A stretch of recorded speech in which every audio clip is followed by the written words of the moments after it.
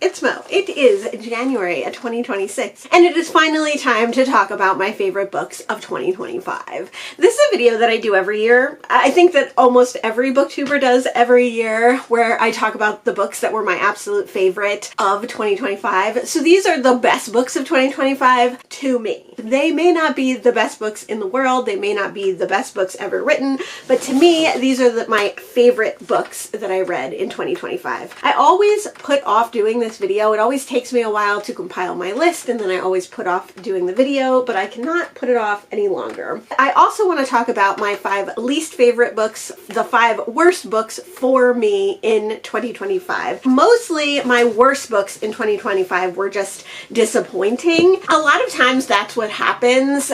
Sometimes I read actually bad books, and there are a couple on this list that are actually poorly written, I think, but mostly these were disappointing to me. So we'll start there, and then we'll move on to my favorite books of the year. My 5th least favorite book, the 5th worst book, one of the most disappointing books that I read in 2025 was My Dog Tulip by J.R. Ackerley. I had wanted to read this NYRB edition of this nonfiction about J.R. Ackerley and his dog Tulip for a really long time, and I was so happy to find it in a little free library. I love NYRB books. I always think that they are interesting, and there's a reason why these forgotten classics are reissued by NYRB. This was so much about dog sex, actual dog sex, dogs having sex, and about dog sexual organs, and about dogs in heat, and it was just really bizarre to read. I was hoping this would be like a loving and heartwarming memoir of this man and his dog, which it was,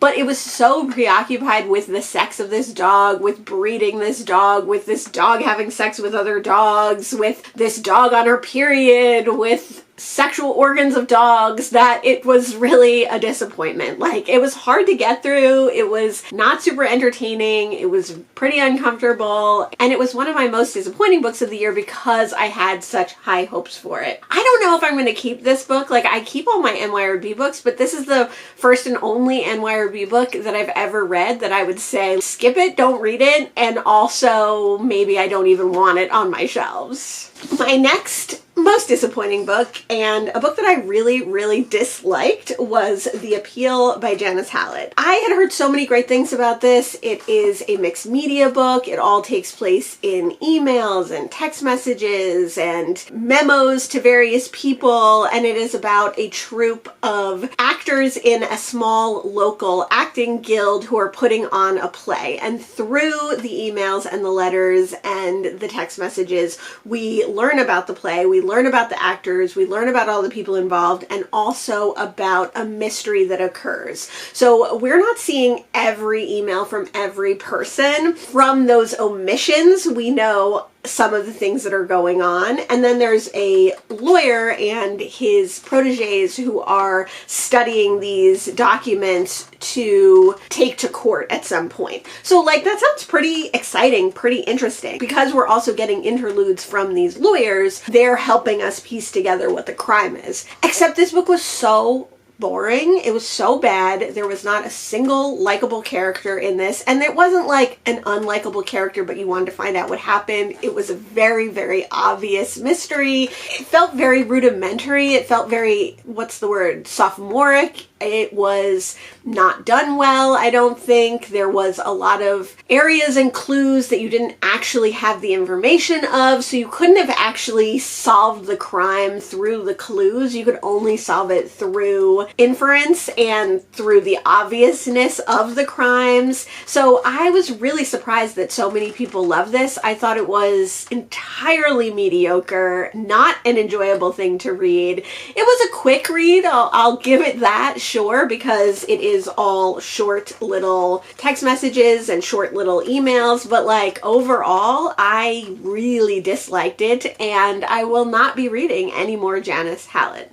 A bad book that I read in 2025 was We Need to Do Something by Max Booth III. This is a horror novel about a family who takes shelter in a upstairs bathroom in their house when there's like a storm warning and they get stuck in the bathroom. I've heard a lot of people describe this as bordering on intense horror or graphic horror. I don't think that's true. I think most people didn't like this because there's like a lot of potty references, there's a lot of poop, there's a lot of pee, there's a lot of vomit, there's a lot of whatever. There are some definitely graphic horror moments in this, but overall it was just very poorly written. It was very, again, rudimentary. It was very sophomoric. It felt like someone writing a first novel, and maybe this was a first novel. Maybe this is Max Booth's debut, although I don't think so. Overall, I just thought it was not very interesting. The amount of bathroom talk that was in this book I think is justified because they're stuck together in a teeny tiny little space. Again, no likable characters. There were gruesome moments and horror moments that weren't even pushed enough to be that horrific, and the attitude that this family took sometimes didn't make any sense for being stuck in this horrible position and in this horror novel. I think the overall explanation of it at the end was fairly interesting, but again, it was pretty obvious and it was almost like blown over, like it wasn't explored enough. It was supposed to be this aha moment, but it just wasn't. And I think nothing really makes up for the fact that this was just badly written. So I definitely didn't enjoy this one. Would I read more Max Booth III? Yeah, I probably would try another book from this author. The last two worst books of 2025 on any given day could go either way, but I think my second least favorite, my second most hated, and my second worst book of 2025 is Black Flame by Gretchen Felker Martin. I was really disappointed in this because this is a queer author and a trans author, and I've heard really good things about their other books. On paper, this horror book sounds amazing. It sounds like it deals with queer identity. It sounds like it deals with haunted film. It sounds like it deals with historic horror queer elements. It's about a young woman working in Brooklyn. I love that. So this young woman, she's not that young, she's actually kind of in her 30s and she's kind of at a loss for what to do. She's very cloistered by her family and she's working as a film editor for a reputable film company, but one who puts out really disgusting and terrible work. So they work on films for the KKK. They work on films for other despicable people and put out their films, and when they get their hands on this film, which is supposedly a recreation of something that actually happened, our young main character starts to work on it. Things start getting weird. The more she looks at the film, the more uncomfortable she becomes. She ends up injuring herself while she's editing the film. She ends up having feelings and thoughts and emotions that she has never thought before. She wonders if this film is making her do that. But at the same time, she goes through a lot of horrific things. So there's horror in the film. There's horror that she's experiencing in her mind, possibly because of the film. And then there's also horror in her everyday life, like being sexually assaulted by a man that she's dating, even though she's a queer woman. And being oppressed as a queer woman is also horrific. On paper, this sounds great, but this was another one that I think was poorly written. Now, this is an ARC, so maybe it got better in the actual finished copy of this book, but there were a lot of continuity errors, there was a lot of editing errors, there was a lot that was made unclear in the text, whereas it could have been very clear. There was some gross moments, sure, but like nothing so horrible that felt visceral, or nothing so grotesque that you felt compelled by this novel as a horror novel. There was commentary on queerness, there was commentary on horror, but nothing so in-depth or intellectual or thought-provoking to make this a good novel. And like I said, overall, I think it was just poorly written. For its potential and then poor execution, this makes second on my list. I will definitely try more by this author. And then my number one most hated worst book of 2025 was Brooklyn in Love, a delicious memoir of food, family, and finding yourself by Amy Thomas. This is a nonfiction book of Amy Thomas's time in Brooklyn in the early 2000s as like a food writer, blogger. She did other things as well through kind of the medium of food and the popular foodie trends and restaurants at the time. She talks about her time in Brooklyn. So right up my alley. I love Brooklyn. I love food. I was in Brooklyn at this time. I was working for some of these people. I was going to some of these places.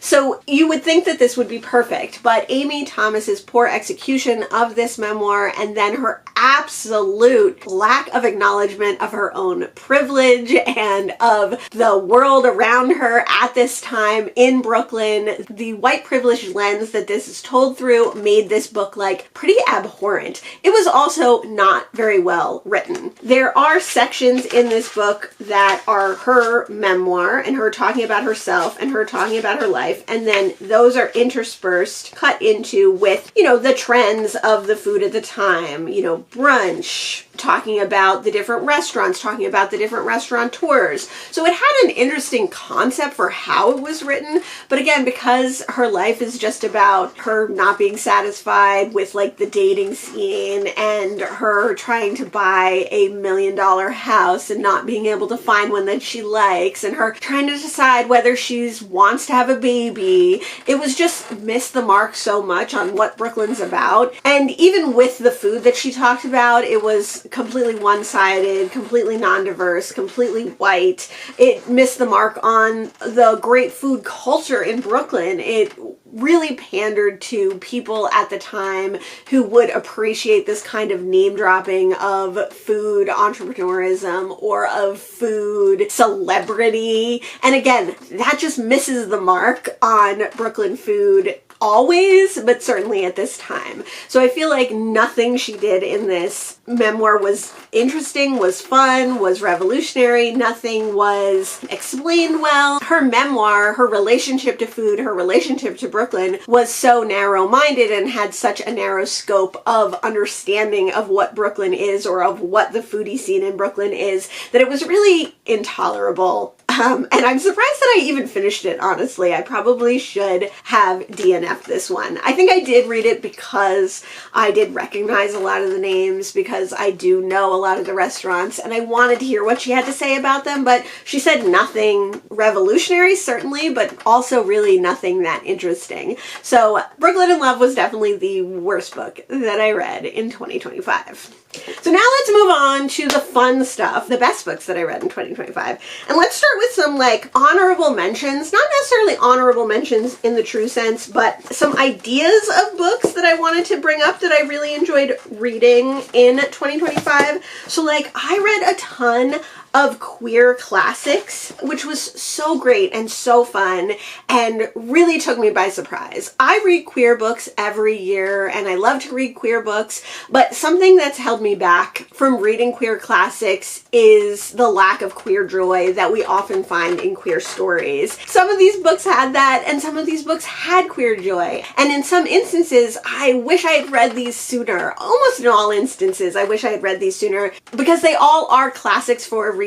They all are portraying the queer lifestyle in the times that they were written in a very unique way. And in some, they are from other countries than America. So it was interesting to read about those. It was interesting to read about the authors when I did more research on the authors and their queerness and their queer stories. And then in some respects, they did have a lot of queer joy in them. So I was really surprised that something like Ruby Fruit Jungle or A Single Man had a lot of queer joy in it and told a queer story that I was able to relate to on many levels. Queer classics definitely make my top books of 2025. Another category of books that I read some of in 2025 were horror short stories, and I had a really great time with them. I think reading really good horror short stories kind of originated for me in 2024 because I read Her Body and Other Parties, but in 2025 I read quite a few horror horror short stories that I really liked as well.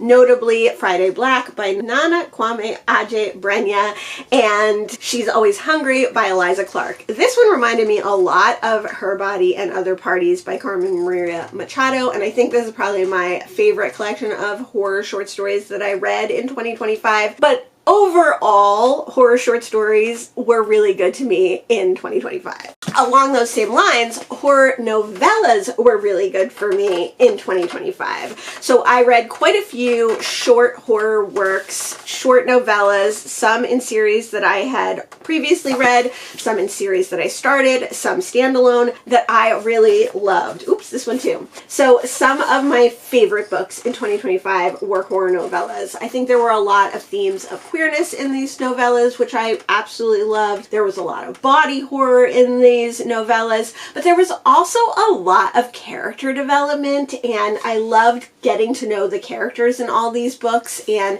coming to really enjoy them. And I'm so lucky that a lot of these are series, and I get to continue reading about these people in future books in these series. Some of them were also standalones, and I was super happy to have read those too. And all of these short horror novellas definitely make my top books of 2025. And I think these four are neck and neck for my fifth favorite book of 2025. Graveyard Shift by Emma Rio is the first Emma Rio that I ever read, and this is about a kind of ragtag collection of people who know each other on a college campus. Some of them are college students, some of them were students, some of them work for the college, but they all come together during the graveyard shift to have their smoke break, because the graveyard on this campus is the only place you could smoke. And from there, we unravel a mystery. But what I loved about this novella was meeting all these different people, seeing their relationships to each other, and seeing how they all deal with this horror that they encounter. Similarly, I loved Spread Me by Sarah Gailey, partly for the same reason. This is about a collection of researchers who, again, are a little bit of a ragtag group. They all come together under their leader. As this story progresses, we're also looking back in time to see how all these people joined the team and how they all met. So you're really getting a lot of character development. You really end up loving these characters, and then watching the horror that unfolds in Spread Me is heartbreaking as well as horrific. And then I read for the first time in 2025 the Sworn Soldier series by T. Kingfisher. These were also the first T. Kingfisher books that I read. What Moves the Dead is the first, and What Feasts the Night is the second, and I can't wait to read the third, which is already out. These books follow Alex, who is a sworn soldier. So they fight for their country, but their country farms out fighters for other countries as well. Now that their soldiering life is kind of over, they travel with their horse Hobbs and their best friend, who is also a soldier, who is kind of indebted to Alex. They travel around various European countries, and I'm sure other places eventually, stumbling upon mysteries, stumbling upon horror, and seeing what they can do to help. The first story is a retelling, reimagining of The Fall of the House of Usher, and the second story has more to do with folklore and is sort of a retelling of a Eastern European folkloric myth. So both of these I absolutely loved. Again, there was so much character development. I loved all the main characters. I loved the side characters that we meet. I loved the horror in these books, and I can't wait to read more. So it's a four-way tie, at least, for my fifth favorite book of 2025. My fourth favorite book of 2025 was a nonfiction book, Time to Be in Earnest, a fragment of an autobiography by P.D. James. I love P.D. James. She is my all-time favorite mystery writer. I love how eloquent she is. I love how descriptive she is. I love that her sentences can go on for half a page, but you're so totally immersed that it doesn't feel like a chore to read her work. And it was really interesting to read this diary of 1 year that she wrote over 1997 and 1998,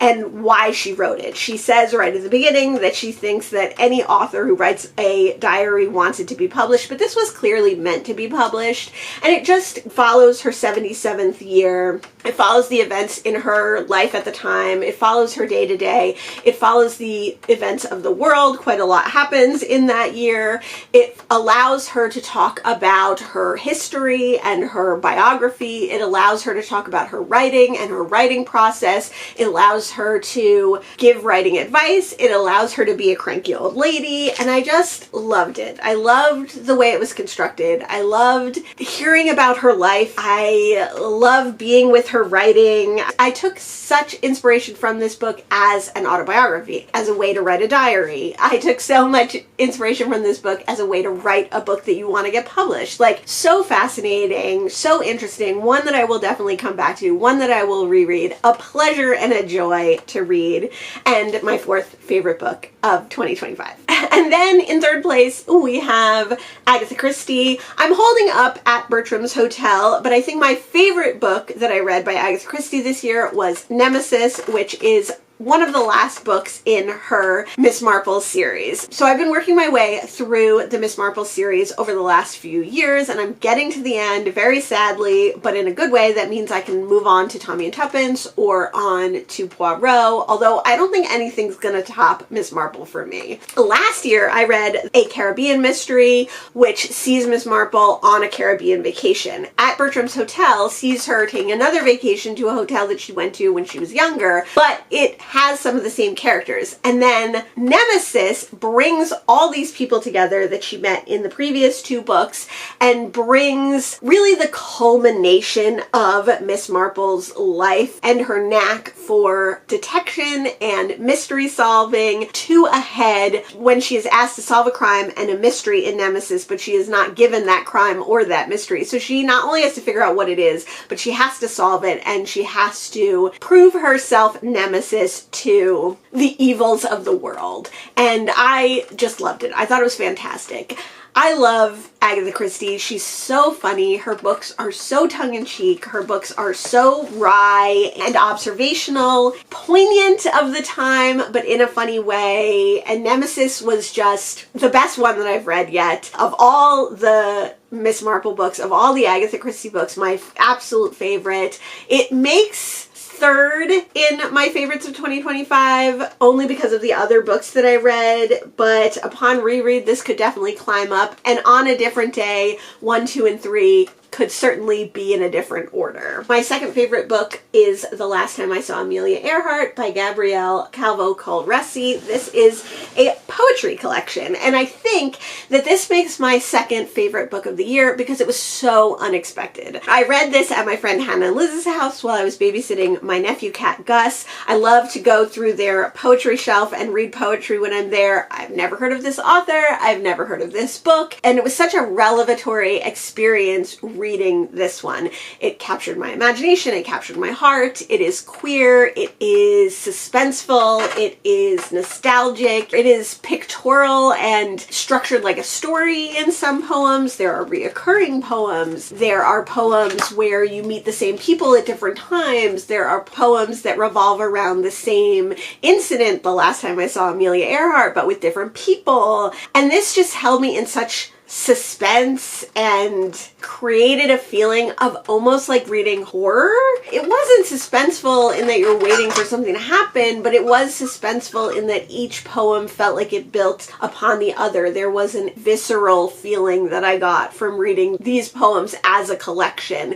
And as a collection, it felt very much like horror. It felt like reading something with bated breath. It felt like reading something that was so exciting. You couldn't wait to keep turning the pages. You couldn't wait to find out what happened, except these are poems and there's no culmination in that feeling. There's no twist. There's no turn. There's no resolve to what's going on necessarily. And I just loved it. I just thought it was an amazing, visceral read and a wonderful poetry collection. So it makes my number 2 best book of 2025. Last but not least, my favorite book of the year. I knew it the minute that I read it, was The Color Purple by Alice Walker. It's unfortunate that I always have to say that I disagree with Alice Walker's policies and perspective on queer people, specifically trans people. Unfortunately, Alice Walker has pronounced herself a TERF, and it's so unfortunate that she's a queer woman and she does not hold the entire queer community with the carefulness and with the respect and with the acknowledgement that she should. So that out of the way, The Color Purple was incredible. It's so devastating. It's so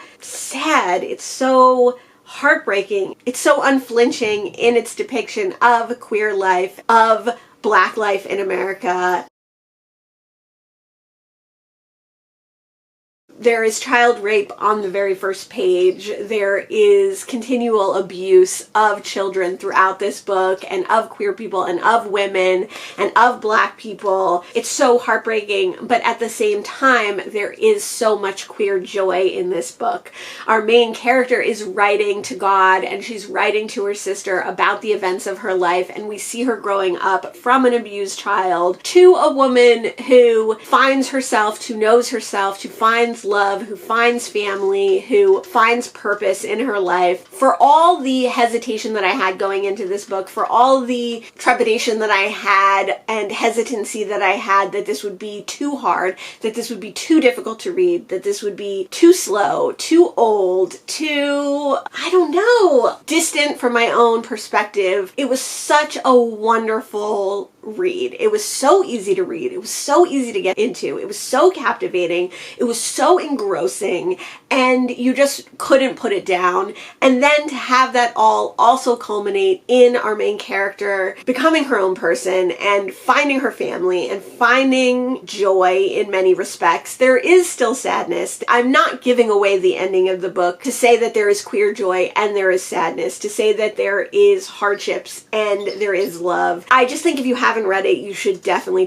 read it, especially if you're a part of the queer community. But even if you're intimidated by classics, what a great American classic. If you're intimidated by the writing of the experience of Black life in America, you should totally read this one. If you're hesitant to read it because it's an epistolary novel, it's a really easy one to read. It's a really great one to read. There's a lot of character development. There's a lot of joy and sorrow and emotion that you go through in this book, and there's a lot of people's stories that are tied up with our main character's story. A lot of growth from different characters. There's just so much to get out of this book, so much to enjoy in this book, that it is definitely my favorite book of the year. I knew right away when I read it this was going to make my top books, and all year I thought about it, and all year I came back to it as a favorite. I loved my reading experience. I loved the story. I loved the characters. So it's definitely my favorite. I can't wait to reread it. I put off rereading it in 2025, but I probably will reread it in the not too distant future. So The Color Purple by Alice Walker is definitely my favorite book of the year. But overall, I had an amazing reading year. There were plenty of books that I didn't really like, and there were plenty of months where my reading felt like